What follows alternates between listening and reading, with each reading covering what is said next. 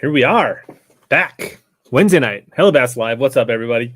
Solo show tonight. Should be a good one. Kind of had something on my mind to discuss tonight, and I think it'll make a pretty good show. Had a busy schedule this week. Didn't really want to worry about trying to get a guest lined up in case some things changed up, and so here we are.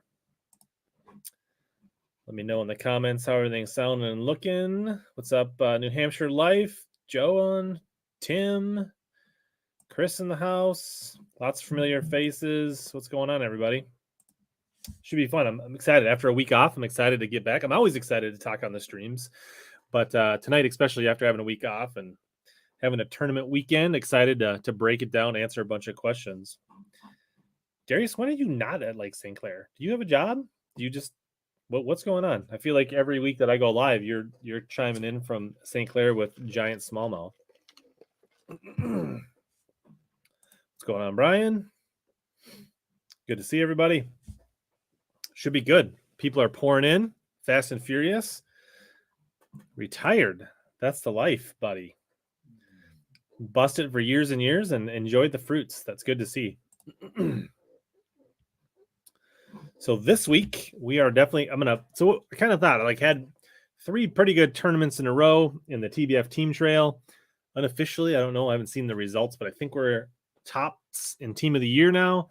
And I thought mid-season, time to have a little review, kind of talk about. And I thought, not everybody fishes tournaments that watches these live streams or watches these videos or even the podcast or the audio version, right? But we're all faced with the challenges of finding fish quickly, breaking down lakes so that we can have fun and success. So I think if I kind of walk through some of my thought processes, how I attack these systems, bodies of water, decision-making, whether you're a bank angler, a recreational angler, or a diehard tournament angler, I think there will be some good stuff. And I think there'll be some nuggets that we can all take away and learn from that hopefully will help out all of us. And maybe even just like me rehashing some of it, and reflecting on past experiences also makes me a better angler and help us all suck less a little bit. Thanks, Seth. Yeah, the boat's been good. Enjoying it. It was good to fish a full-fledged derby out of it this weekend. Matthew, what's going on? So that's kind of be the breakdown of the show. Obviously, we always want to make sure we thank Arsenal Fishing for supporting the stream and the channel. Without them, it's not as good a production. So make sure you give them a shout out. And if you're in need of some wacky tubes, some sun shirts, some headwear, some gear, make sure you check out Arsenal. Use the code down below. Yes, Hella Heads United. I kind of like that one. Yeah, we're all going to try to suck less a little bit, Tim, for sure. How is the St. Croix River this time of year? How much do you catch them out there? I haven't fished the Croix in over 10 years. I'm not sure. It can be really good at times. It can be stingy at times. I haven't been out there enough to give you much, but it definitely has a good population of smallmouth.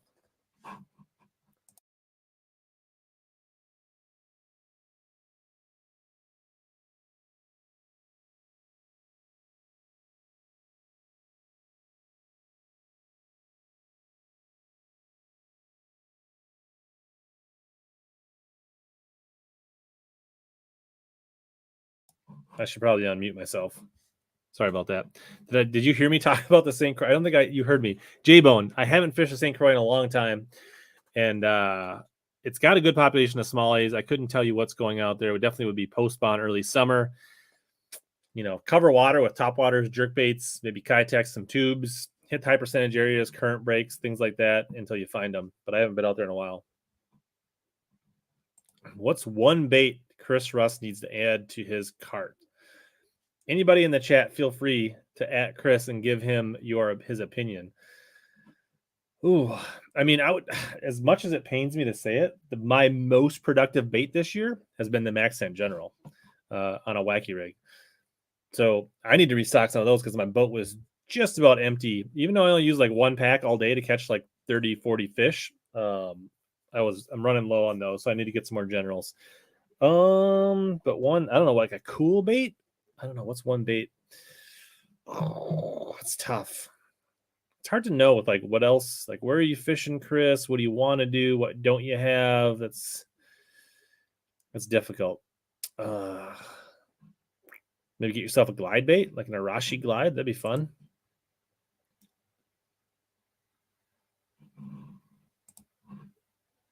Yeah, I need to get some of those before you guys grab them all. Can't go wrong with the Bass Tech jig, that's for sure. What's going on, Dax?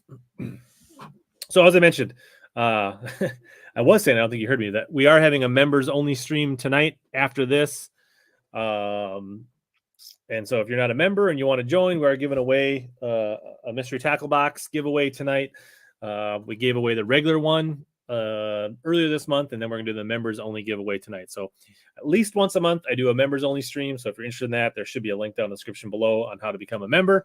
So, that's an option for those that want to get more Hella Live and more content and more access. Definitely check that out on the YouTube channel.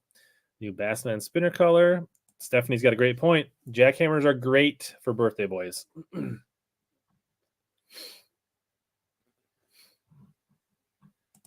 So there we go.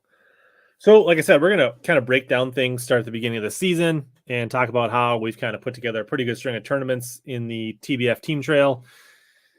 So it started on the river back in April. April, was it like 23rd, 24th, something like that. And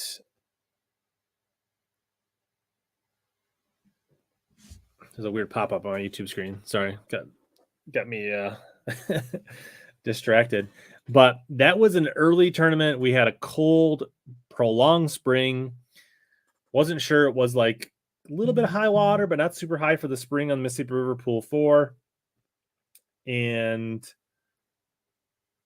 had not spent a lot of time down there. My partner, Brian Bankston, Banger, had fished down there quite a bit more. We took his boat because I didn't have a boat at that time. And we had basically 2 days of practice. We had Friday and Saturday, not super full days because I had to get home for some hockey for my daughter, but pretty full days on the river. I think we fished about 8 hours, 9 hours both days. The first day, we dropped in on the lake portion of Pool 4, Lake Pepin. We fished a bunch of our kind of old favorite spots for spring smallies and things like that. Spent the morning there, like 3-4 hours. Literally never got a bite. Or maybe had a bite, maybe didn't. Maybe saw something on active target, maybe didn't. But for sure, did not catch a bass. I don't think we even caught a short one. Don't think we caught northern, a walleye, or anything. It was like, that was tough. And it was like blowing rain, wind. It was cold, like our fingers hurt. It was just like, it was like high in the 40s. Water temps were in the mid 40s. It was raining. It was miserable. So we pulled the plug on the upper portion, decided we want to go out and check Pool 5. Put on the ramp, got Banger some gloves at Quick Trip, got some hot cocoa, got some warm food, kind of dried out a little bit. I make our way down to Pool 5. Fish a bunch of current spots down there, figuring we're looking for pre-spawn, mostly smallies at this point. I mean, obviously we wouldn't turn down some largemouth, but that was kind of the game plan. And we hopped around, fished a bunch of kind of Brian's old favorite areas, looked at one area that I wanted to look at, and just were struggling. On top of that, strong south wind, right? So if you're not familiar with the river, it flows north to south, Mississippi River. And when you have wind blowing against the current, it kind of messes up the current. So the current was strong, but then you had a south wind blowing against it, which kind of messes up the current and also really makes it hard to boat position and fish current seams effectively. And also with the waves pushing upstream, it's really hard to see the current seams and make effective presentations and things like that. And so that was really challenging. We fished around. We fished a closing dam that was usually pretty good. And then we got just above that, around a little bit of grass. And finally, I caught one on a red 6 cents lipless crankbait. It was like a 2.25 pound smallie. And we were probably 7.5 hours into our day. And that was our first bite. It was good to get a bite because we were about to get skunked. So literally ended up fishing 9 hours a day and caught 1 2-pound smallie. Not a great start, not a great feeling, but it was a clue and reinforced that lipless crankbait that I had used the year before was still a good bait, could still get bit on it.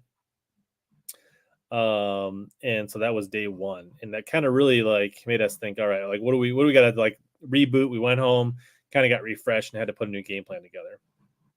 No worries, Greg. Replay gang strong, always important. So we go back out and we decide that we're going to try the lower end of the lake this time. And Brian kind of had a hunch on a spot that was a little bit sharper break, a little bit more adjacent to a wintering hole area. And we started out way on the deep edge of it, like, I don't know, 15, 18, 20 feet. Fishing around. Brian gets hung up. I'm throwing a jerk bait. And I decide that I want to kind of go up on top a little bit while he's hung up. So I get up there and I literally make one cast on kind of the shelf that was probably in, I don't know, 6-8 feet. And I catch one, like a 2-pounder. And I was like, nice, that's cool. We got like, it took us like 7+ hours to get a bite the day before. And, I probably got bit 20, 30 casts into the day on day 2. So I was like, nice, sweet. And then I literally take that fish off, take a little picture for Instagram, like kind of celebrate it, throw it back out there, catch another one. We're like, we're out. Like 2 fish, 1 spot. Like that was like all we needed to see. They weren't big, but they were just solid, good, chunky 2-pound keepers. We were like, no need to hook another fish. The bite is clearly tough. Any fish on there that's going to bite the next day, we don't need to be stinging, because like getting 5 fish is going to be a challenge, at least from our perspective. And the tournament suggested that it was tough to get a limit. As far as the jerkbait I was throwing, it was a Jackal rearranged medium diver, so the equivalent of a Megabass 110 +1 in the Jackal rearrange. Good reminder, John. Hit that thumbs up life. Costs you nothing, helps out the channel. We'll see you later, New Hampshire life. So that gave us a little bit of confidence. Like we felt like, okay, at least we've got a spot we think we could go to and get a few fish. And, if we got 2 on back-to-back casts, probably could catch a limit there, whether it would be a quick limit or we'd have to grind it out. Like pretty good chance, we could catch a limit there. So we ran some other stuff on the lake, checked some stuff that, should have been good. Didn't get any bites the next day, things that were perennially good. And it just wasn't happening yet. I don't know if it was the the cold snap, the south wind that had some of those things jacked up. Even though there's not a lot of current on Pepin, there is a little bit. So, yeah. So that was kind of the morning. Take a quick acknowledgement here of Top Toad. Welcome to Team Hella, Top Toad. Much appreciated. Glad you joined up, and hopefully you can make the members stream tonight, as long as with a bunch of the other members like Jay and Tim and Tom can make it as well tonight. We got to give Top Toad the proper welcome here and give him the one of us. Welcome to the Team Hella, Top Toad. So always awesome. Always enjoy the extra support, and I really enjoy kind of the hangouts, because as much as I try to keep up with the chat with so many of you in here on a nightly basis, that in the members only, it gets really like intimate. There's usually like 10 or 20 of us in there, and we can literally do every single comment, every single question. And so we didn't get any more bites on Pepin. We went down to the top of the river, tried to find some more stuff, really wasn't working. Bunch of current seams again, looking for more pre-spawn smallies down around the Wabasha area. Struggling, crankbaits, lipless crankbaits, jerk baits, tubes, Carolina rigs, just not getting anything. So we did decide to go up and find a transition bank into a backwater. And Brian did catch 2 decent, solid largemouth on a spinnerbait. So we thought, well, that was cool, because now we kind of got like a 1-2 punch, right? At least we kind of got a smallie deal and a largemouth deal. And it wasn't like amazing, right? We got a couple bites in each place, and it was a clue. It was something to go off of. We knew we didn't want to catch any more fish in one of those areas because it was going to be tough. We went to another backwater area that's perennially really good early in the season, and literally didn't get a bite in there. Maybe caught 1 pike. I don't remember if we did. And we saw a couple other people in there moping around, and it was like you could tell they weren't really getting bit either. And this is like super big community hole. Everybody knows about it, but nobody was catching anything in there either. So literally in 2 days, we ended up with 5 fish in 18 hours of fishing for 2 guys. So not a lot to go on. There was a little bit of a warming trend, but we felt optimistic that, we had something to go with. And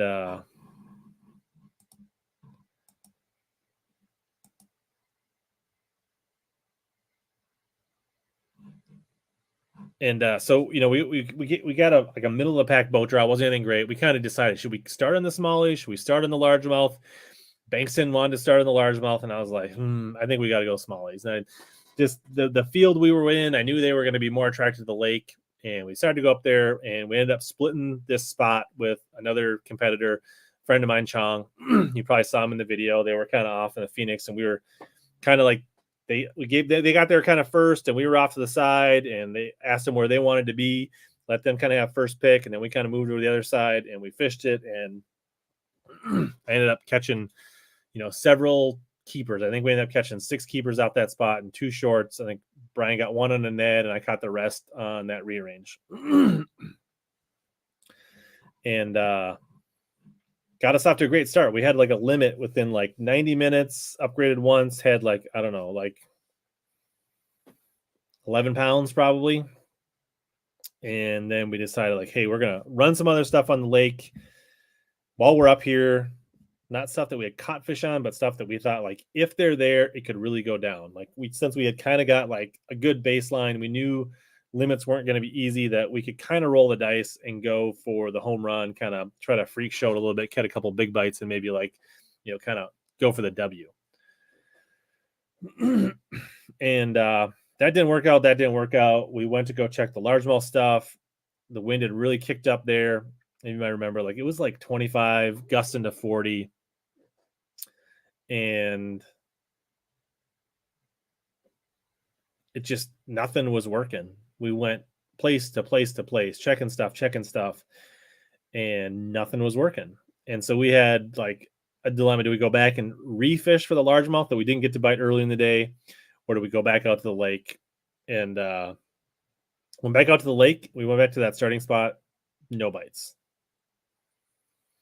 So we just we didn't have a ton of time left. We started kind of running similar type stuff back towards the ramp, and caught a couple shorts, which gave us a little bit of hope. We kind of got some bites on a jerkbait and a lipless crankbait. And then Banger caught like a almost 4-pounder on a jerkbait and culled out, kind of a small keeper and boosted us up, and ran a bunch of stuff back to the way and didn't really get any more bites. So I think altogether all day we had 7 or 8 keeper bites.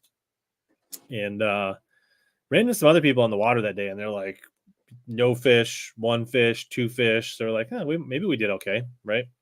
And so that was, we ended up taking second in that tournament. Hats off to the Martins for winning it. They had all largemouth, we had all smallies, and solid tournament. Like, going off those 5 bites in practice, making sure we didn't hook too many fish in practice, giving ourselves options in both largemouth and green, right? Going into backwaters versus main lake, kind of diversifying what we had was kind of key, and kind of gave us a 1-2 punch that we figured that depending on, usually when you're on the Mississippi River, like either the largemouth or the smallmouth will go.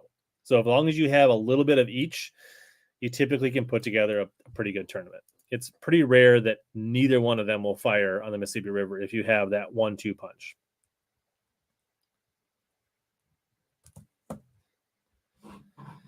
So that was kind of the Mississippi River in a hunch. I did see a question back here. I probably should have started. Somebody said, how do you find current breaks and how do you fish it?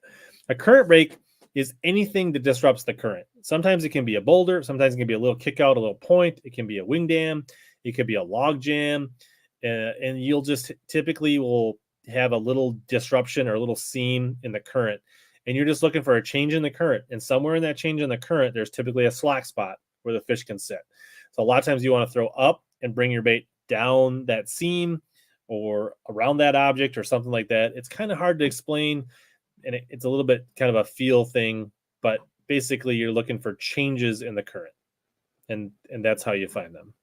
And seasonally, you need to look, like early in the spring, we were looking for things that were like either going in or out of where we thought they would spawn, right? So that's where you want to be early and late in the year, or if you know where they winter, where they're coming out of those, going to right, and then in the summer, they're going to want to get more main river, more main current, more main chutes, and things like that. So you just kind of have to understand the migration of the fish throughout the season, and then look for those current breaks throughout the year.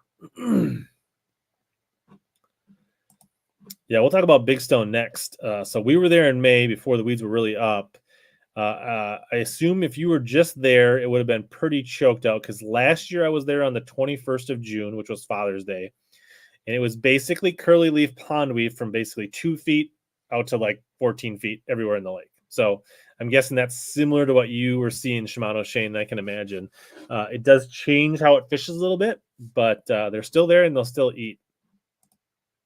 Yeah, Darius, I need to try the Yo-Zuri baits. I've looked at them. I just haven't pulled the purchase on any of them yet. I'm kind of waiting for Omni to get them in. Recommendations for a 6-inch drop shot worm. Don't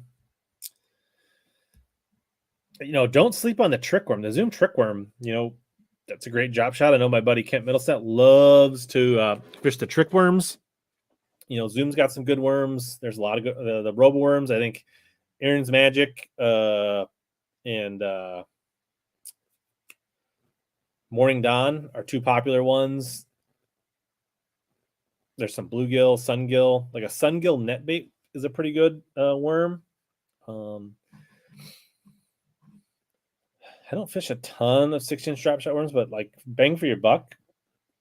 The trick worm is good. You could use the 48s from Missile Baits. Not bad.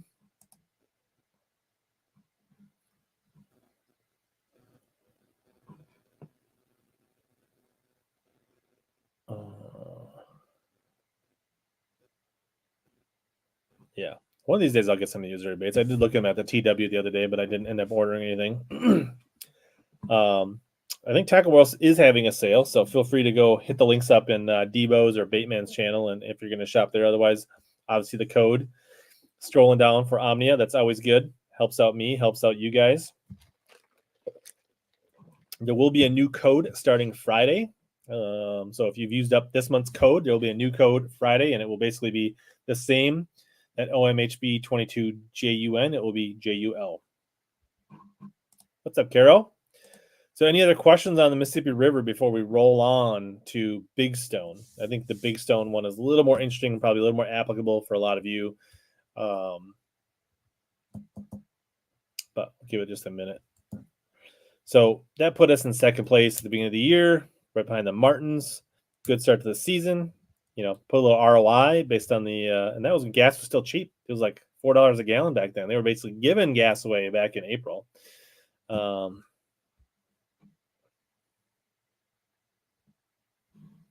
I was just fishing on all weekend long, Christopher. Just put up a tournament video on Tuesday for my tournament on Sunday.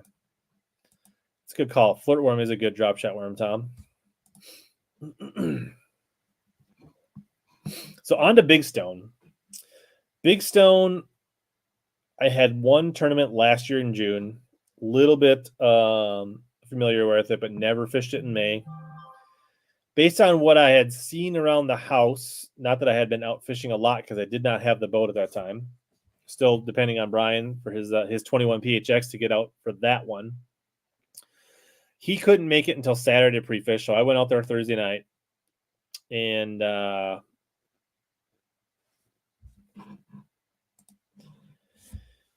kind of had an idea what the water temps were doing just based on what I was hearing from other people in the area, that they were going to be close to the spawn, but I wasn't sure how close.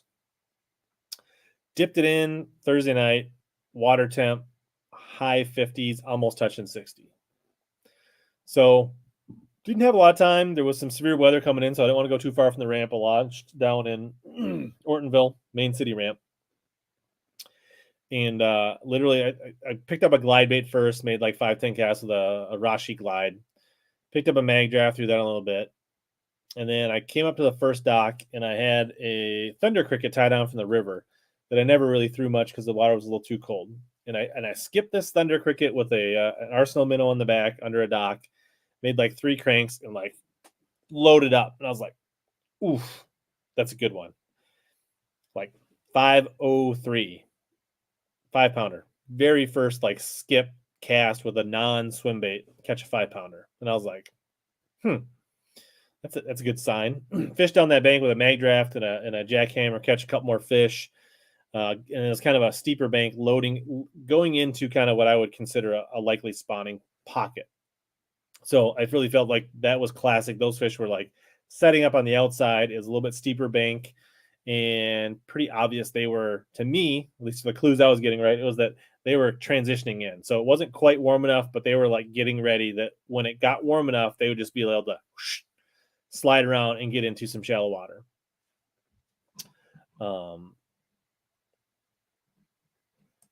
I did catch one on the Arashi. We'll talk about that in just a minute, Tim. And so then I went into that. I fished around more on the main point of that going into the pocket. Didn't get any bites. It looked really good. Got in the pocket and I got like 3 or 4 bites pretty quick. And I was like, all right, there's some fish in here. They weren't quite the size that I would want. They were like 2.5 to 3.5 pounders. And on Big Stone, those are not like great fish. In most lakes, like you would love a limit of 2.5 to 3.5 pounders to get your day started, or even maybe just that's your bag. But on Big Stone, like 3-pounders really don't play. So I wasn't too excited about that, but it was something I was like, it's good to know where there's a little cluster of fish. So storm was coming in, got off the lake. It got pretty nasty there and pretty spicy there for a little bit. Sat at the Holiday gas station, waited out the storm, had some terrible corn dogs for dinner. And next day had a full day. Brian wasn't there yet, went out solo. Went to a slightly different section, like down maybe like a quarter mile from where I caught that 5-pounder. I wanted to see like how far that bank was good. And I literally pulled up, fished 50 yards, threw the Thunder Cricket up under a tree and caught a 6. And I was like, all right, no need to make another cast, right? Like on one end, we caught a 5 and a couple 2s and 3s. And on this end, we caught a 6. So like, I felt like that was a pretty good bracket of it. And like this stretch of bank should be good. Let's get out of here. And so then I ran around, fished some offshore stuff, and then I went and looked for another little bank on an island and caught like a 4 flipping a jig on a laydown. And I was like, So I worked out towards the main lake on that island. Didn't really caught a couple dinks on the chatterbait, on the jack or the Thunder Cricket, and went out more on some islands. And I was fishing around another guy. I didn't really want to catch any. So then I picked up the glide bait, the Arashi, and I was actually like going away from him, like, and throwing this bait around some more offshore rocks. And I actually caught like a almost 3-pounder on the Arashi. That was my first glide bait fish ever, Tim. And it was nothing special. And I didn't really get it on camera because it did show it up, but like I was like trying to hide it. So it wasn't even fun because I didn't like to want the guy behind me to see it. And so it wasn't as exciting as it couldn't have been. So that was my glide bait fish. And then I kind of went around kind of going shallow, more offshore, which isn't necessarily deep.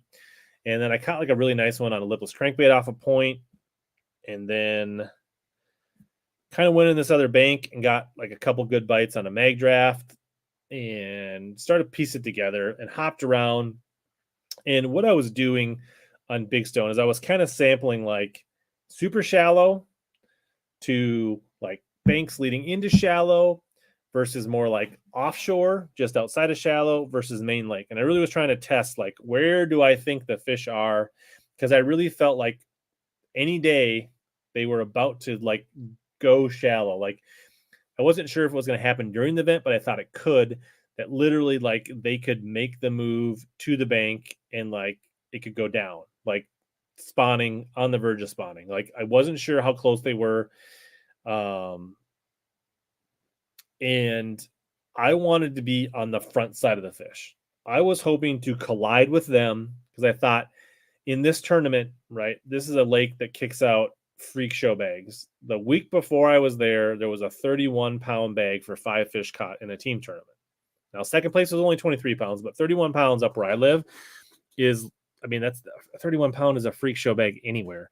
And in Minnesota, South Dakota, it's crazy, right? Like outside of smallies on the Great Lakes, you just don't see that. And I really thought to win this tournament, we would need like 24 to 27 pounds. That was my mindset. Those were the caliber of fish I was looking. I was not looking to catch 17 to 19 pounds. Like, that's just like, oh, that was fun. We caught a bunch of fish, but you're going to get pummeled on this lake day in and day out with that kind of weight. Because last year I had 22 pounds with Fabiano in June, which was post spawn, and we were third. So figuring pre-spawn going into spawn, it was going to take even bigger weight. So I was really like testing that stuff. And to me, my bigger bites, the 4, 5, and 6 pounders, were coming on those banks that weren't up on the flat banks. They weren't in the shallows where you expect them to spawn, but they were on those little bit steeper banks just leading into those places. And we tried offshore, especially the next day when Banger was out there, and we were catching fish like on tubes and Carolina rigs and stupid tubes and football jigs and crankbaits, but they were 2 pounders. And we kept checking that stuff, and maybe we weren't, and maybe it was a little bit of luck that we just weren't getting the better bites, but we really weren't getting the quality bites. And when we would dip back shallow, we were getting closer to the right bites. So we weren't getting a ton of them, but based on that, with that other stretch where I caught a 5 and a 6, and where I was catching 4s, some of those other spots, it was all these lead-in areas. So that's what we concentrate on. Based on our practice, we had a few offshore spots that we could dabble in, and check and mix in, but we really were kind of all in on, like, we wanted to be on those lead-in spots, thinking that the fish would be funneling through there, and that was our best chance to, like, again, freak show, right? Like, if most of those guys we watched in practice were fishing a little bit offshore, a little bit, right, and obviously they were catching some good fish, but we thought there was a pretty good chance that with the sun and the warm weather that we were having, those fish would be leaving them and would be coming to us, and that we would have a good chance of like literally colliding with them and just blowing it out. That was what our hope was in our plan. Like, we wanted to be ahead of them and give ourselves a chance to like really crush them. Chris, a mag draft is a megabass swim bait. The one I was using was the 6-inch. It's a paddle tail. I don't have any down here with me right now, but actually I can show you. We can pull it up on the old Omnia Fishing quick. Show you what a mag draft is. Because we like to show and tell. All right. Right there, Chris, or Chase, that is the mag draft. It's a 6-inch bait. When you first start throwing them, when you're new to swim baits, they feel kind of big, but after you've thrown them a bit and you get a couple bites on them, they don't feel that big. 2 pounders eat mag drafts all day. It's pretty easy bait to throw. You throw it out, let it count down a couple seconds, and just a real slow, steady retrieve. It's got a nice wag. Oh wow, they got the albino pearl shad in there. Might have to add some of these to the cart because these are hard to find. Guys, don't snipe me before the stream's over. I'm going to buy some of those. All right. Anyways. Nice. Is a bull shad a glide bait, Tim? Really? I don't think is that your first swim bait fish? Because I didn't think a 6-inch bull shad was I didn't think a bull shad was a glide. Isn't a bull shad a 3-joint bait? Good question, Dax. The 6-inch mag draft, which I originally caught my first few fish on the mag draft when I was with Billy Coles down on Smith Mountain Lake, who was our guest, 2 weeks ago? And he had it on a 764 Champ XP. Worked really good for me down there. Caught some nice fish on it. Skipped under docks really well. So I bought one of those this off season, and that's what I was throwing on Big Stone. Worked really well. Throw it on 20-pound fluoro. You could use 20-pound mono, fluoro, and then just a good 200 size reel is all you need for a mag draft. You don't need any like super. That's the nice thing about a mag draft is you do not need swim bait gear. You can use a heavy jig rod, a light flipping stick, 17 to 20-pound mono or fluoro on a 200 size reel, and you are good to go. Yeah, we can loop back, Robert, on the Jackal re-range colors for the river. Sure. Let's bring back up the screen of truth here. So if we go rearrange, also a tough bait to find in stock. Let's see if they have them. I was throwing the 110 on the river because it was cold, or the 110 medium runner. The 110 is also a good bait. They cast. That was the other thing I didn't touch on. In the river being super windy, I could cast the rearrange much better than Brian or Chong and the other boat with their Megabass. And I think those longer casts were key to getting the bites. So the color that I was using on the river was the Secret Shad 2, which is a little bit like Jaint Juice and or Table Rock Shad, purple back, chartreuse belly, good kind of stained color bait. And then Banger did catch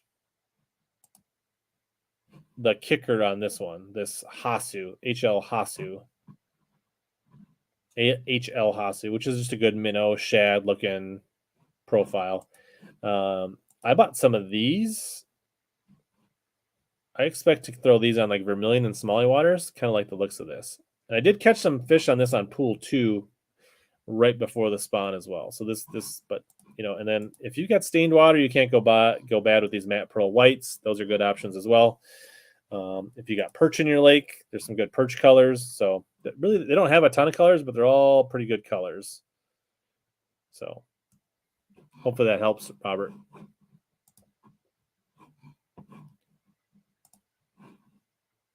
All right. What's up, White Whale? You getting rid of the 6 and 8 inch?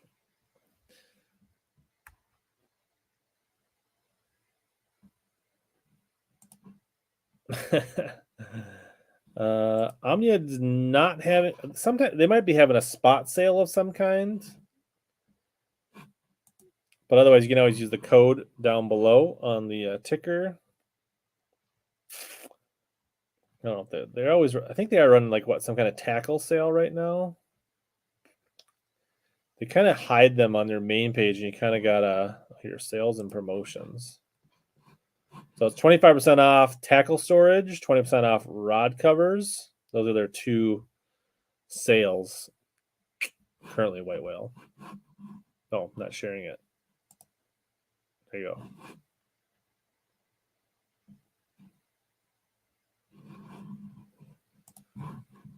That's true, Tim. Until you get bit on them, baits seem real big, and then once you catch, they don't seem so big.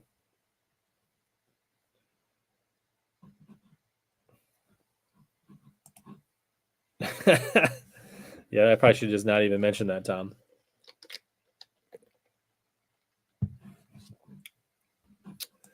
I did not see that one. That was at the the one on Green Lake over in Wisconsin after the Winnebago on that BPT.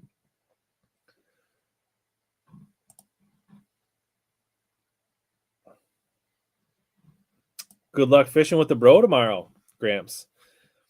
I should be getting out probably maybe Friday, but for sure Saturday, Sunday, Monday. Should be fishing quite a bit around the house.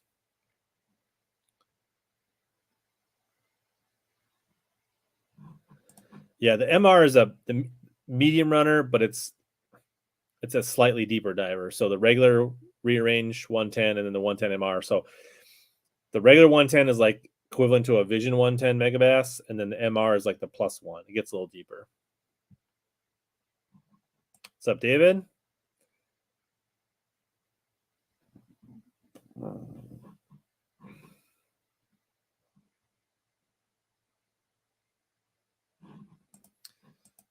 Yep, it happens to the best of us, John.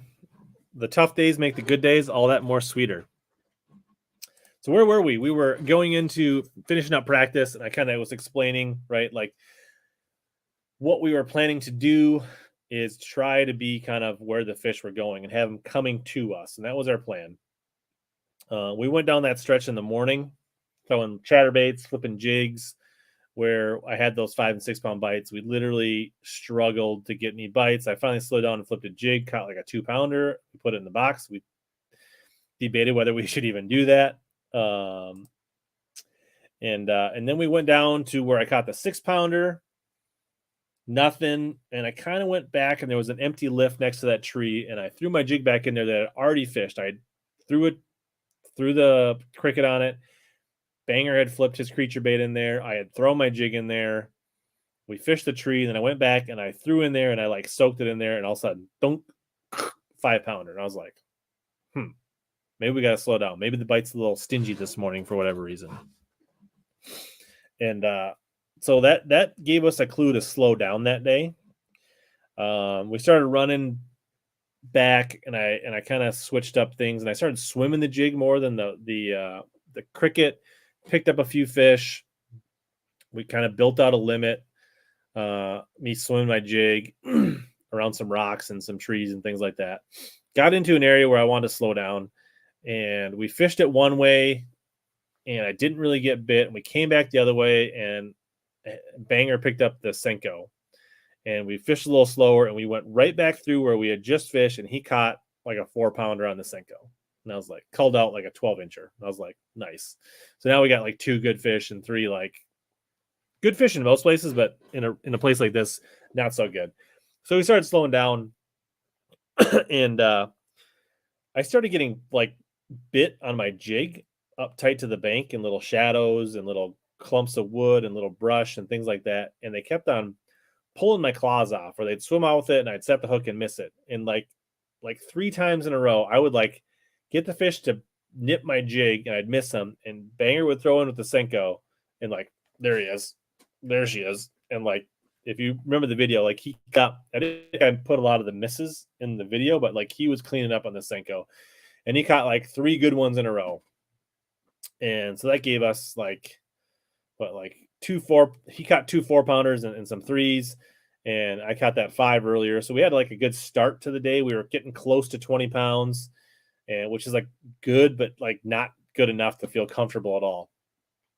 And we stayed with that, and I caught a good one with the wind blowing on the Thunder Cricket, like another high 3 to get rid of like a 2-pounder. So then we had like a 5, 2 4s, and 2 like high 3s.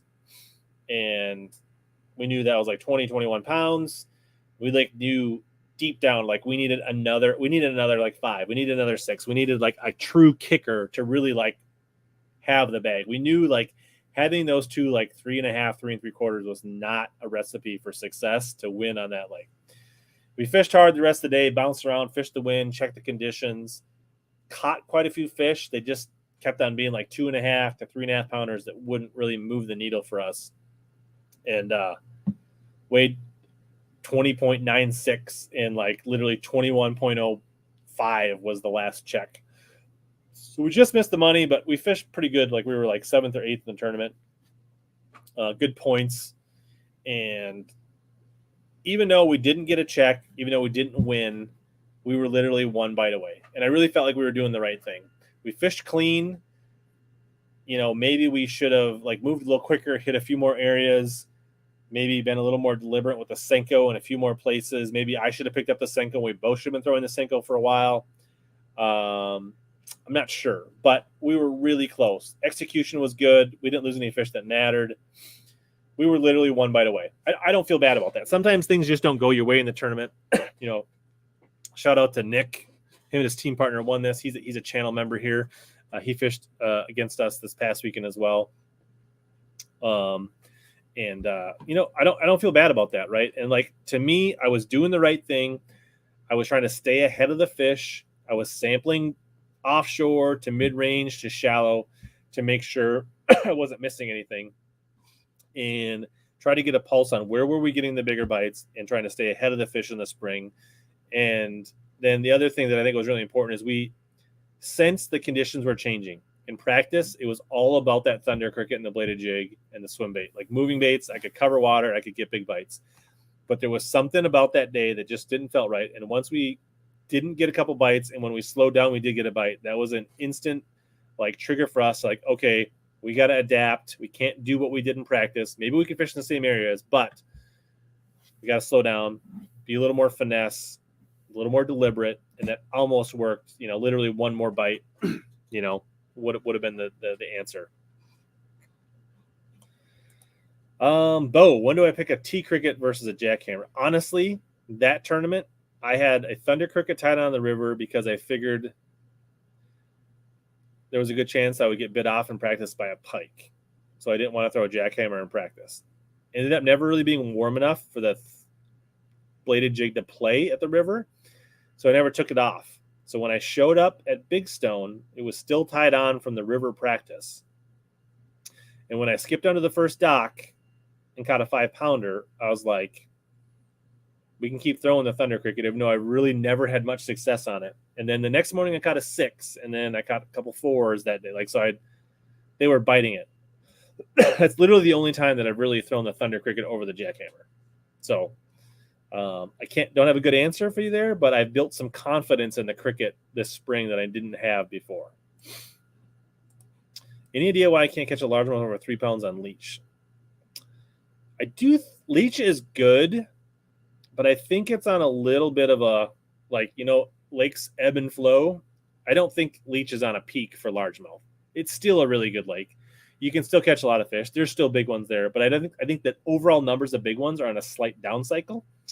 But without knowing much more about where you're fishing or how you're fishing, they should be just about wrapped up on the spawn up there. Post-spawn funk could be part of the problem right now, DG fishing, but hard to say.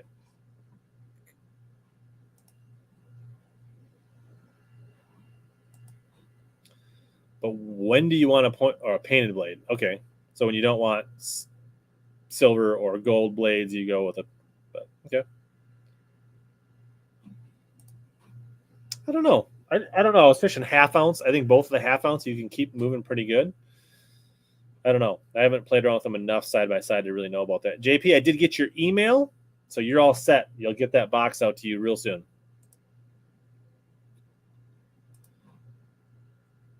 I'm not sure, Shimano, Shane, when the weeds go away. I would imagine it won't be that long, right? Because usually that spring cabbage burns off. So I would think a couple weeks, middle of July. I bet you most of that stuff is gone. At least in my Minnesota lakes, usually, middle of July is usually burns off. So late July, early August, I would think that curly leaf will die off, and then you can focus on maybe the coontail or milfoil that's left and the rocks.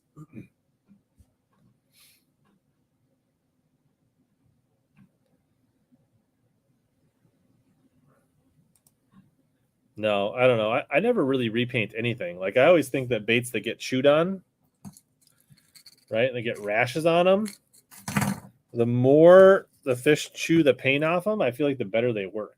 I don't know. I never. So that's how Big Stone ended up. I don't know if there's any more questions about Big Stone. Largemouth factory, trying to stay ahead of them. Pre-spawn going into spawn, trying to really make sure that we could collide with them. It didn't quite work out, but I feel like we were really close to making it happen. And the big lessons there were, making that adjustment to the conditions in the day and not getting hung up with what happened in practice. So how you apply that to your everyday life, if you're not a tournament fisherman, right, is try to think where the fish are going, stay ahead of them, but you can also live in the moment for the day. But the big thing is just because you slayed them on a bladed jig or a spinner bait or a jig or whatever the day before, and you go back to that spot in the afternoon, or you go back there tomorrow or 2 days later, doesn't mean that's still the deal, right? You may have to slow down. You may even have to throw a Senko. You may have to throw a shaky head. Like, don't get stuck on 100% what worked 2 days ago from a bait or location. Now, it's not typically the bait and the location will completely change in 2 days, but they won't be very far. But just know that, like, especially in the spring, those fish are on the move. They're doing different things. You may have to adapt with them. And don't always be afraid to be out in front of the fish when you're trying to learn.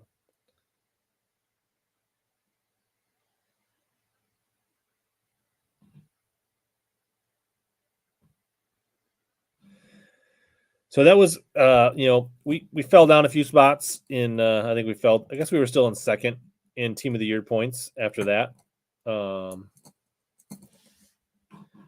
Which bougie combo is that? What is the makeup of your, is it an ecstasy with a zillion, or what is the combo, Gramps? I have not tried a clutch glide bait. Maybe somebody else in the chat has. So that leads us into June. Lake Lahamadou chain, Alexandria chain up at Alexandria, Minnesota. So that's for those who don't know where that is. So the river was down in Wabasha, which is southeast Minnesota.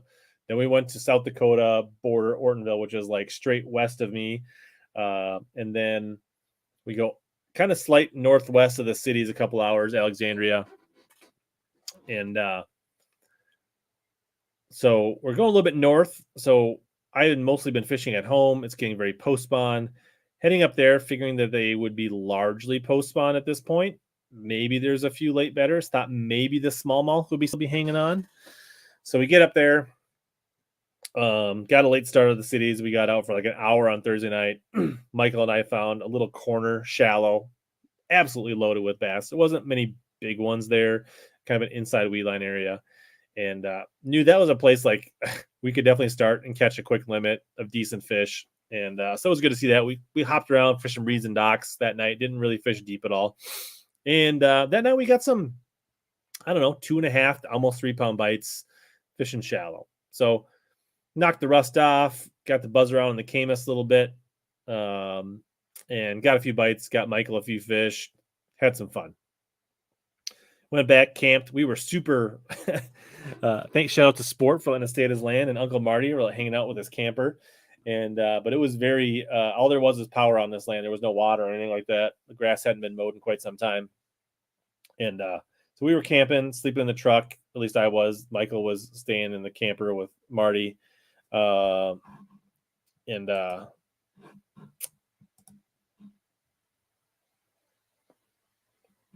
got out fairly early the next day and started offshore. So I really wanted to mine because I figured like we are getting late enough that there is a good chance that they're far enough post spawn. The offshore bite should start to be happening. We had a little bit of wind and clouds in the morning, so I started with a DT6 crankbait, a lipless crankbait, a 3/4 ounce chatterbait, and then Michael was flipping a 3/4 ounce tube cross. So we were covering water, looking for active fish, thinking with the conditions we should be able to cover water pretty quickly. And this is the kind of lake where there's a lot of fish in this Lahamadou chain. Like numbers are rarely ever a problem catching a limit.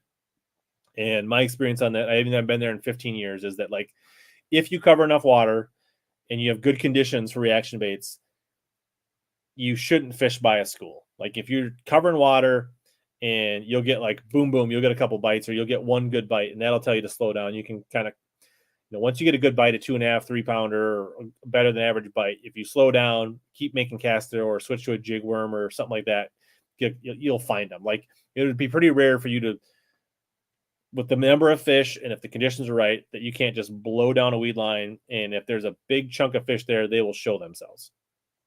So we did that, caught some rock bass, caught some largemouth, catching pike, catching bass, catching all kinds of things. Not really finding what we're looking for. We're getting a fish here and there. I mean, it's still fun. We're catching a fair amount of fish. Got some bluegills on a DT6 and hop around, fish a half dozen spots. Then we finally hit an area where we catch 6 or 8 2 pound plus fish on crankbaits and tube craws and a few other things. All right, this is something we can circle. This is decent. Didn't get any 3 pound bites though. And it's but we caught enough bites there and they were a little bit better than average fish that okay, this is something we can do. We don't want to keep fishing here just in case. So then we keep hopping around. We found another little spot. We get a couple bites. It wasn't really good. Got to use my 360 a little bit more to see these deeper bluegill beds off the weed edges. Caught some fish, seeing those, casting my jig worm to these bluegill beds, but they weren't the right fish. They were still 2 pounds and under. Hopped around, kept fishing offshore. Spent, basically from 7 a.m. till noon fishing offshore. And then, getting some bites. It wasn't fast and furious. We had that one area that we felt good about. Otherwise, it was kind of sporadic. Mixing up jig worms, plastics, jigs, things like that. Really spending time in Lahamadou. And then a little bit of wind. We go up and fish a shallow reed point. And I throw in there and I kind of oh, that was a good bite, but didn't really know how good it was. Kind of fell off. And then like 2 flips later, I set the hook again on a D-bomb in some reeds, and it was like almost 4 pounds. I was like, it was like a strong 18-inch fish. I was like, like literally we spent 5 hours fishing offshore, caught dozens and dozens of fish, but probably not one that touched 3 pounds. Go up shallow, get a decent bite, and then a big bite. I was like, And the night before, our best fish were shallow again. So I'm thinking, all right, so we bop back out offshore, catch more fish, catch more fish, catch more fish. Not the right size. Then we try another section of the lake, bop around, bop around, bop around. That section of the lake really just didn't seem to be going. We tried shallow and deep in that section, didn't like it. Went into another lake and decided I was just going to finish the night shallow at that point, and got some good bites again. We found numbers and decent size in a couple different sections. So now pretty convinced that we're going to fish shallow during the tournament, but I wanted to fish offshore more to find some more schools just in case, because we were getting some cooler weather and I figured the offshore bite would be safer. And there was still a good chance that if we kept mining offshore, we may find a lot of them and good ones at the same time. And so we spent the majority of our Saturday practice searching offshore, getting a few bites here and there. And then we did find like 2 or 3 areas in this other lake where we had good concentrations of fish with decent quality, like 2 1/4 to almost 3 pounders. But I don't think we ever caught a 3. But like places where you could like literally like throw in there, catch one, throw in there, catch one, throw in there, and catch one. And we did catch quite a few because we were trying to see if we could catch a 3-pounder. But so then by about lunchtime, we had located about 2 or 3 between the day before and up until lunchtime that day. We had literally probably 3 or 4 spots where we could confidently pull up and catch 12 to 13 pounds pretty quickly if we needed to. But they weren't the bites we wanted. Good luck tomorrow, Darius. Catch me a jank tomorrow. Send me a picture of a 6-pounder tomorrow, Darius. Yeah, David. Replay gang. That's awesome. I'll usually have the podcast audio version up.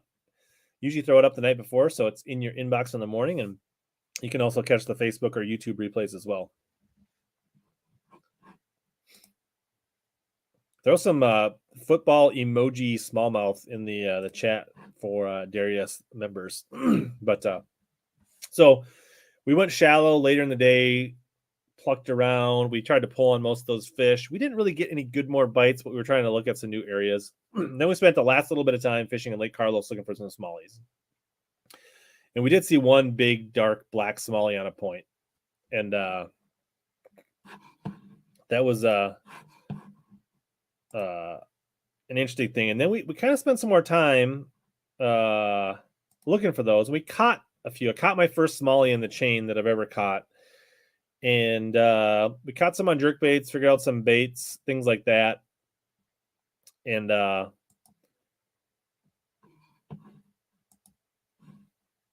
saw one good one. We saw a couple other fish. We caught a couple smaller ones on jerk baits and a few other baits and things like that, and a swim bait.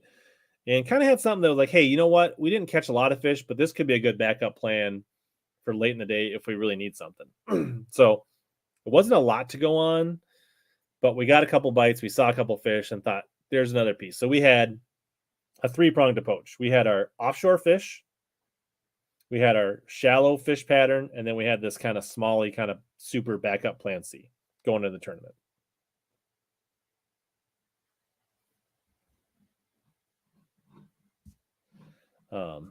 Yeah, it definitely has come around as a better fishery, DG fishing. And we'll talk about the tournament here in a little bit. Yeah, so they had almost 28 for 7. Yeah, I mean, there is a lot of 2-pound fish out on the Hamadi chain, so that's not surprising. And they've definitely gotten bigger. There's some 3s and 4s out there for sure. So tournament day, we kind of had this inside weed line stretch that we found on that Thursday night. We thought we could start there, and we knew we could catch some fish pretty good there, but we thought there was a good chance that we could get at least 1 or 2 like 3-4 pound bites there. We ended up spending quite a bit of time there. and catching a lot of fish, but we probably only had like 12 pounds when we left there. But then we kind of worked down from there, thinking if we kind of expand that area, we were catching fish on inside weed lines, we were catching them up shallow. Michael was catching them on a chatterbait all over this area, and we kind of worked down. And I caught a decent one on a dock on a jig, got rid of a fish, and then I saw a fish kind of come up and slurp on the surface, and I was like, that was weird. And so I pitched over to the hole in the grass. So there was like a clear spot. So I think he was like fry guarding or on a bed, a late bedder or something like this. And this was kind of on the main lake. So if there was going to be late spawning or fry guarding fish, it would make sense that it was on this deeper part of the lake. And that kind of I saw, and then he went back down in that hole. And then a little bit further down, I thought I saw a fish. So that fish keyed me in that maybe there are some fish that are still on the tail end of the spawn during the tournament. And we ended up running a mix of inside weed lines, looking for cruisers, fishing docks, fishing trees. We never ended up checking the deep bite at all because we just think like like that going out to the deep was going to get us. Like we would probably go out there and catch a pile of fish, but the chances of, based on our practice, catching one over 3 was pretty low. So we ran that hard the rest of the day. Devin, I wish I was, but I finished like 18th at the qualifier when I needed to be in the top 10 last year. I really wish I was down on the river with you guys because for obvious reasons. What's up, Bill? Yeah, obviously a 3-pronged approach in a tournament is never a bad deal. So we ran that. We did mix in one inside turn where I saw some bigger fish. We tried some windier stuff, but it seemed like the slightly wind to calm stuff where we could kind of watch for cruisers, watch for fish cast to holes. You know, sometimes we'd see them. Sometimes we would just flip to the holes in the grass with generals or jigs and things like that. Michael was covering water to the back of the boat with a chatterbait. But like you saw in the video that came out yesterday, we crushed them. And like, I think I probably showed you 25, 30 fish on the video I did. Honestly, we caught 55, 60 fish. A lot of them didn't make the cut. It was a banner day, but literally we ended up with 16.3, 16.2 pounds.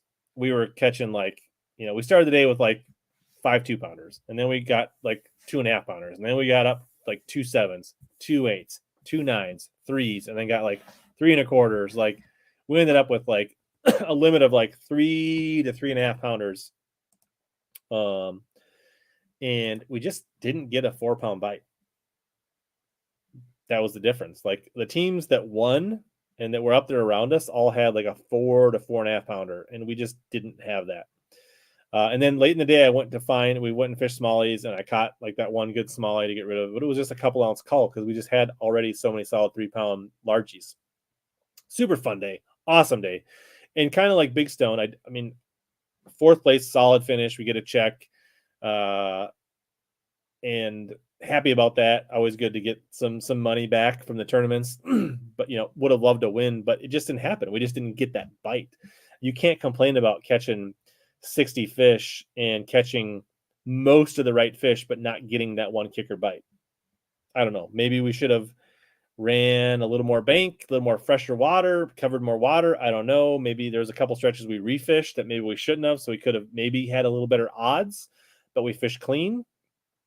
Michael maybe lost one on a chatterbait that might have helped.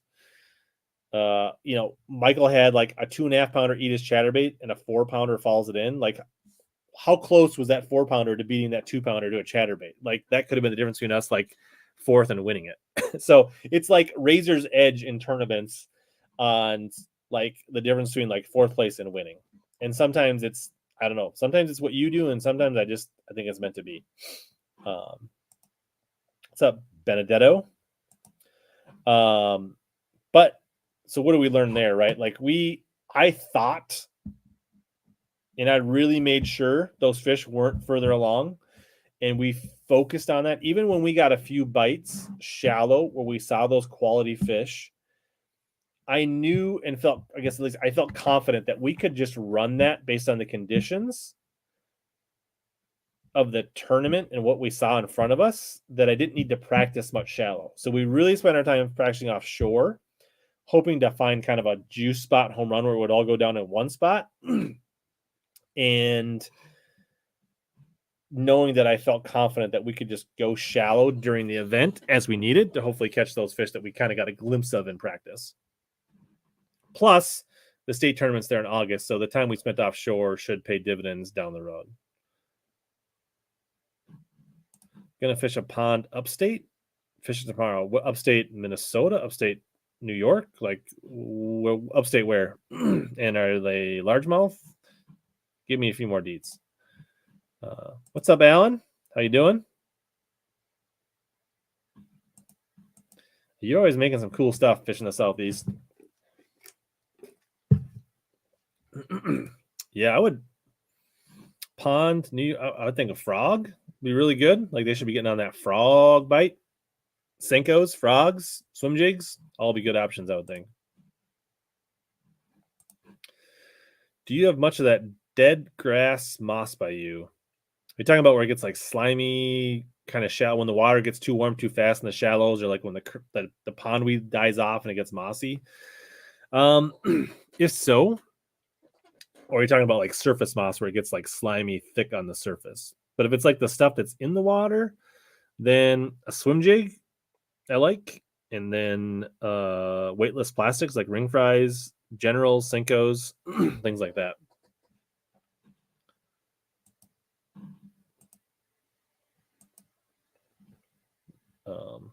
But the swim jig does okay. Otherwise, it's like weightless plastics and things like that. So, and if you're fun fishing, right, there would have been nothing wrong, and we had a blast. Like when you could go out on the weed lines and you find the right spot, you could sit there and just hammer on them. We caught them on jerkbaits, DT6s, jig worms, flipping craw tubes, chatterbaits, lots of stuff. But you know, for a tournament situation, or if you're a fun fisherman, you want to catch bigger fish, sometimes you have to leave all those bites to figure out where the quality bite is. What's up, Thomas? Ain't no shame in the replay squad. We are about, let's see, what time are we at here? We are about 20 some minutes from getting ready for the member stream. Kind of depends on the depth of your pond, right? So weightless or Nico for the general. I've not tried a Nico general. I have not played around with putting a nail weight in it. I would imagine to be pretty good, but I guess it depends how deep you're fishing. If you're fishing 5 foot or less, I'd probably just go straight weightless. If you're fishing more than 5 feet, then probably a light Nico would be better. My favorite frog mods are really just to tweak the hooks out slightly, and sometimes add a few rattles for in the mats. Those are the two main things, and then obviously trimming the skirt depending on the model. So that's kind of the recap and how I, at least the thought processes of how I broke down the lakes, how we practiced them, how we approached them.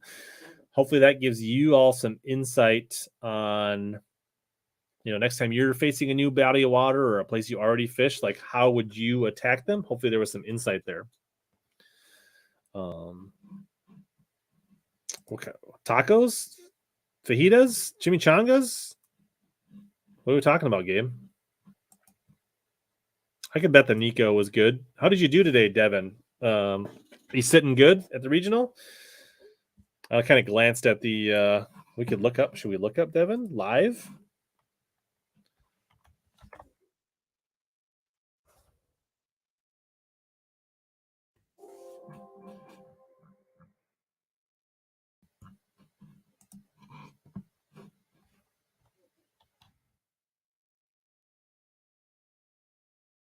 All right, here we go. He didn't ask for it, but he's getting it. Devin is 27th. 2 fish for 4 or 5. 2 decent fish.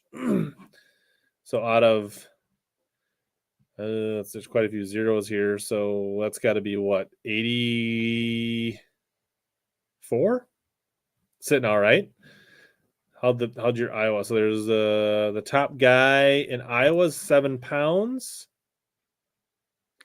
So I don't know. You're in the hunt with 4 or 5. That's one fish to make up in 2 days. So tied for third in the state. Tied with Aaron here. So you're sitting good. You gotta put 3 fish in the box tomorrow, and you got a pretty good chance at fishing day 3 and going to nationals, Devin. So good luck.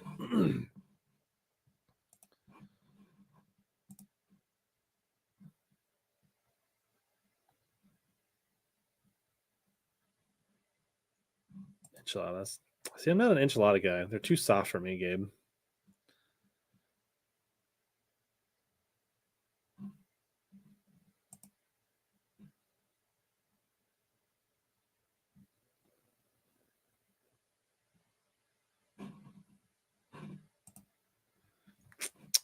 Yeah, and I think AJ's fishing this tournament. I forget where he was sitting. I think he's just below Devin from Nebraska. He's I think he's a channel member. AJ Mende, sitting in 34th. I don't know how he's sitting for Nebraska. If there's somebody ahead of him, or if he's let's see. He might be leading Nebraska. I don't. Nope. There's Tom LeBlanc. So he's a little ways behind, but not a lot of people in front of him. So he's definitely got a chance here.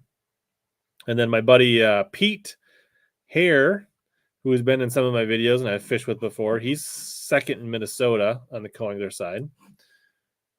So he's in the hunt. He's only like 6 ounces out of first in Minnesota. So let's go, Pete, in my bass club. Ooh. I had some Taco Bell tonight too.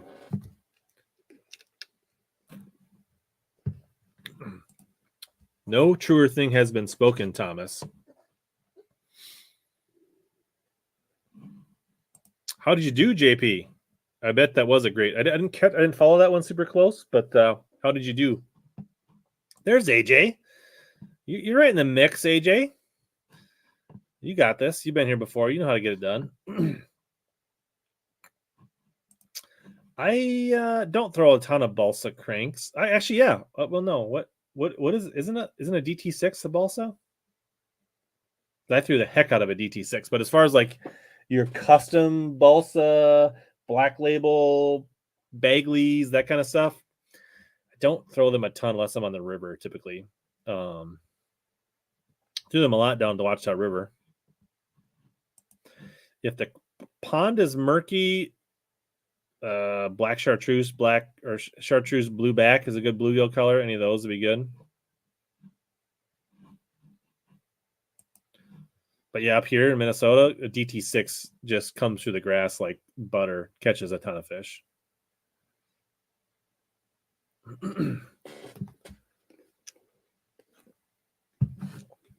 Hopefully Devin and AJ got all their stuff tied up for tomorrow. Hopefully you guys got some good draws around some fish. You guys catch them up. The Hella fam will be pulling for you in spirit tomorrow. All right, Tom. Drive safe. What? That's blasphemy, Matthew. Yeah, I bet. That's the one thing is like the Bass Nation regionals are super underrated. If you guys have a chance to fish a club and make a state and qualify, it is a great experience. As a boater, as a non-boater, it's a first-class operation. It's a super big tournament. Bassmaster makes you feel like you're an open/elite pro, and they treat you right, and it's a great time.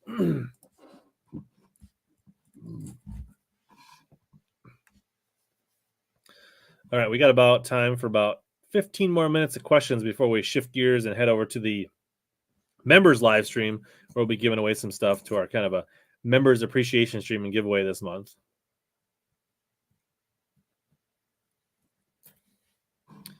Fish in the Southeast says he's catching 3 to 4.5 pounders on the Lucky Craft 4.0 BDS. Nice.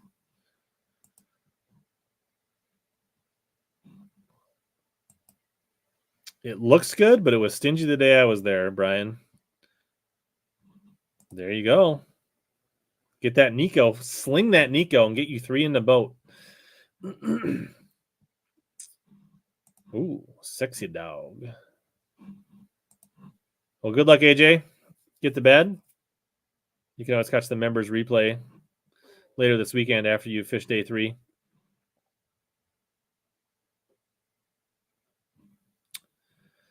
Top 3 baits for July. Jig, frog, and then like a 3/4 ounce flipping D-bomb, tube cross, something like that. Those would be my 3 to-go baits in Minnesota on grass.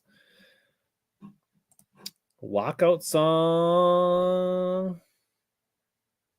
The last 2 years I made the Bass Nation, I used Born for this. I forget who sings it. So I guess, sure, let's go with that.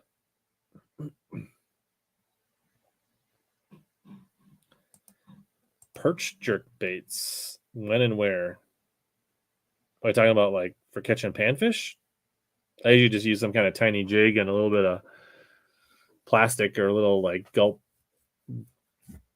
piece of something on there.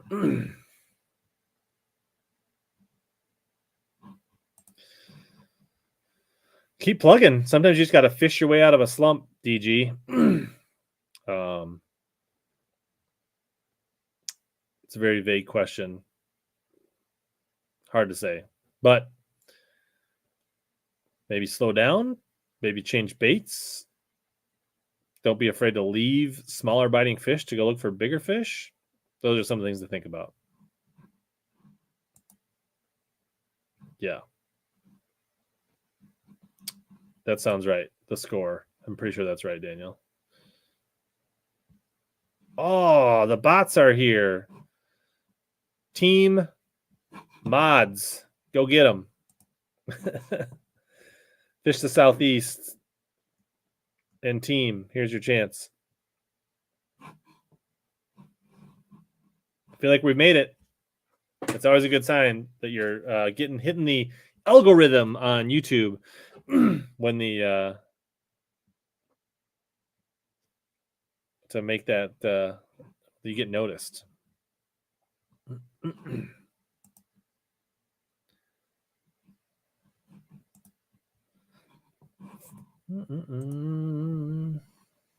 All right, what other questions do we have for the last few minutes as we land the plane tonight?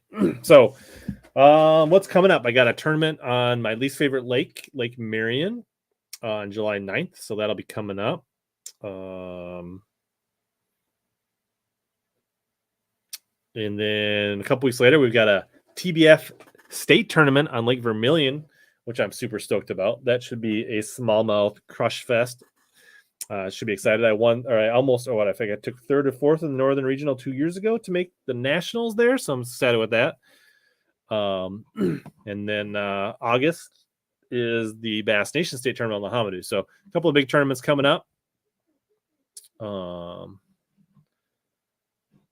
Let's see here. 8 hours to fish with anyone. Who is it? I think maybe like Greg Hackney would be cool.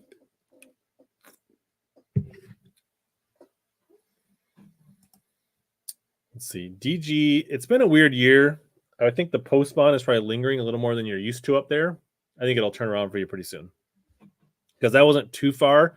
So I was fishing in Alexandria, right? Which isn't too far from you. And the better fish for me were coming inside weed lines, docks, reeds, laydowns, things like that. So that should be happening for you right now as well. And then they should start filtering out deep here pretty soon. Yeah. Vermilion is the bomb. I don't throw a ton of deep crankbaits. I do have a Dobbins XP 765 crankbait rod, 12-pound line, 7-to-1 reel. Don't do it a ton, but that's my setup. Favorite weedless hook? I mainly use the weedless Nico. Number 1, number 2.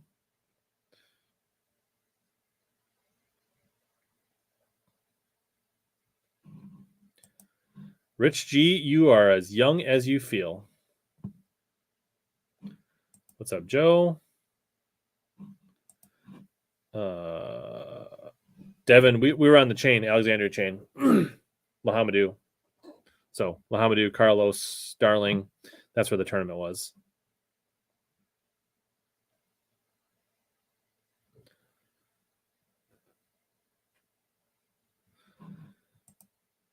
So you're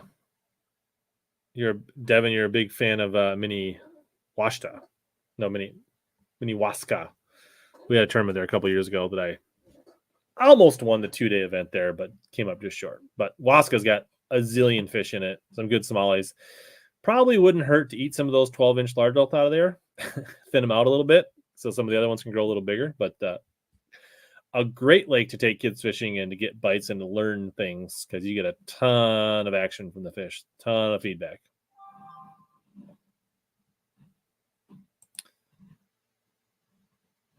There is no wrong way to rig a power chunk on a jig. Some people like to thread it. Some people like to just stick it on there. I'm more of a threader. A lot of people down south like to just stick it on there.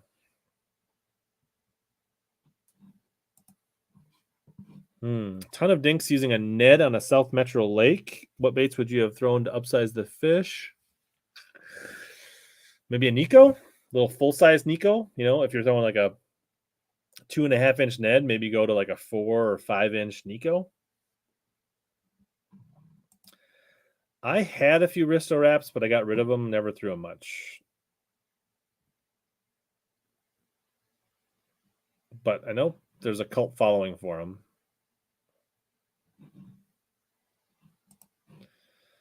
Where and when would I throw a jerkbait painted like a perch? In lakes that have perch in them. So like smallmouth lakes up here, like Mille Lacs that have good perch populations, perch jerkbaits are pretty good in those kind of situations. So, and I would think like, I forget where you're at, John, but I know like perch jerkbaits work pretty good on like St. Clair, Champlain, you know, northern lakes that have perch that have good populations of smallies and largemouth are good bets, and they tend to catch walleyes as well.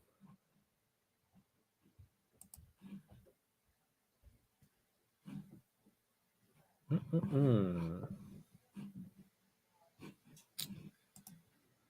see here. So,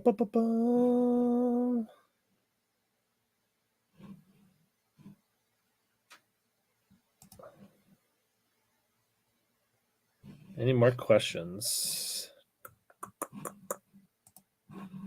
So we're about to wrap things up for a quick bio break before we head into the members only stream here in about 10 minutes. So we got about 5 more minutes here.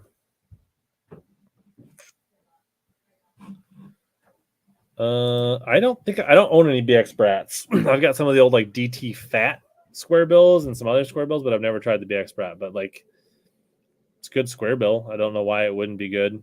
So I just got so many square bills already. I just haven't found a need to buy many new ones.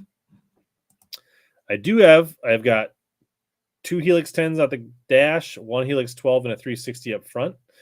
But I've got a dual mount up front for a future front-facing application, but that was not on there yet. And then no anchors yet. Let's see. When to throw a Carolina rig? Now is a pretty good time to start throwing a Carolina rig around Minnesota. Fish are going to start going offshore. You can start covering edges of weed lines, offshore rock spots. Anywhere you throw a football jig, Carolina rig probably gets more bites. Still catches big ones. Yeah, depending on the clarity of the lake. But like anywhere where you got a little bit of hard spot outside some weeds, start slaying that sea rig right now up where we live. And if you live down south, you've been in sea rig season already for a while.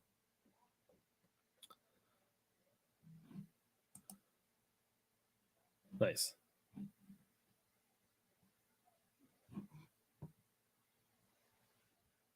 And as far as my favorite Carolina rig baits, baby brush hog is a really good one.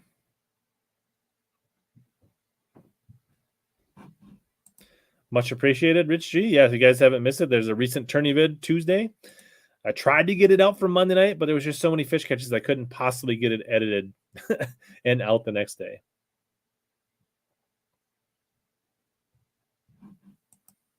Working hard, working late, Thomas.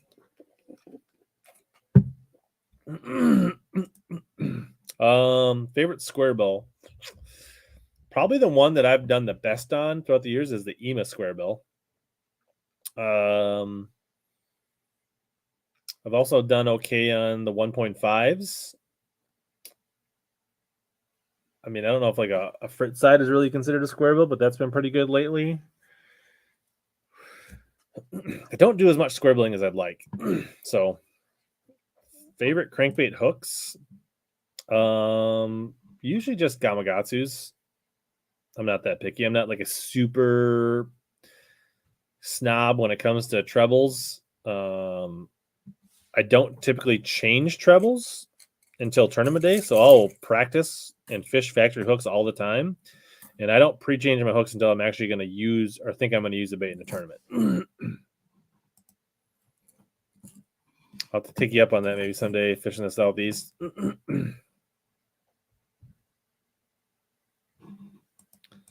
That is a good call. If you just need to get a bite, that centipede on a sea rig, on a mojo, even on like a little jig head, maybe just a little like tiny Texas rig, gets bit.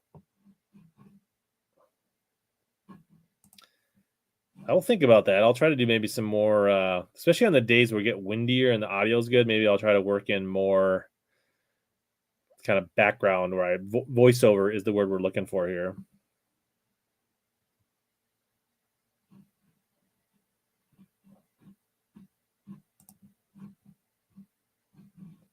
I mean, I definitely like to have good hooks, but I don't know. What I have is working for me, but I don't get like super particular. I'm not like, oh, it's got to be this exact short round bed and da da da da. I just feel like as long as I buy good owner Gamakatsu hooks and they're sharp, it works. I don't get super crazy. Now, if I was doing more swim baits, I think that matters more with like the split rings and that kind of stuff.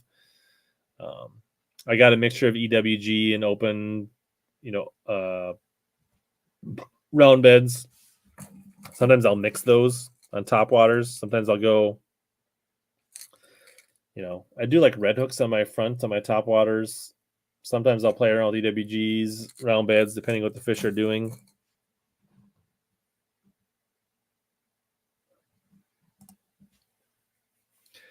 All right. Well, it is about 7 minutes to the members only stream. We're going to wrap this up.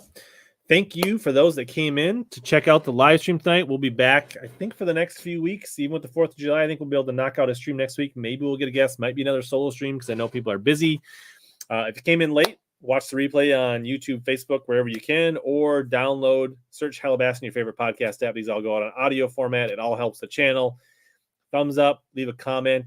Anything helps. Appreciate everybody's interaction. I love the interaction of the community.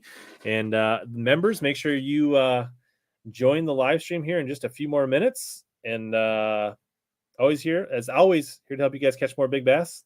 Suck less.